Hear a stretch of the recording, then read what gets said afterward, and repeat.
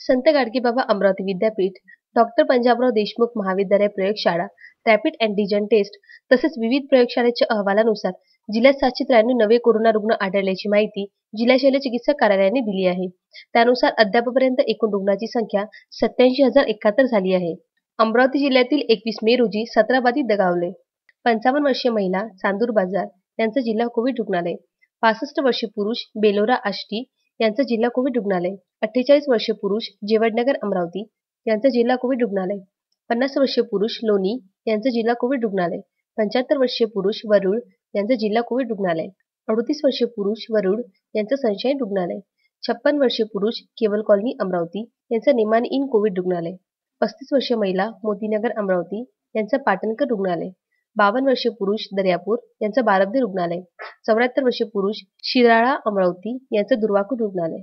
80 वर्षीय पुरुष, अकोट अकोला यांचं जिल्हा कोविड रुग्णालय. 45 वर्षीय पुरुष, सावंगा दर्यापूर यांचं जिल्हा कोविड रुग्णालय. 50 वर्षीय पुरुष, देवरा देवरी यांचं जिल्हा कोविड रुग्णालय. 62 वर्षीय पुरुष, आसेगाव पूर्णा यांचं जिल्हा कोविड रुग्णालय.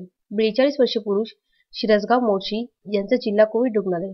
55 वर्षीय महिला, धारणी यांचं पीडीएमसी रुग्णालय. 70 वर्षीय पुरुष, हैदरपुरा अमरावती यांचं पीडीएमसी रुग्णालय. या 17 रुग्णांचा उपचारादरम्यान मृत्यू झाला.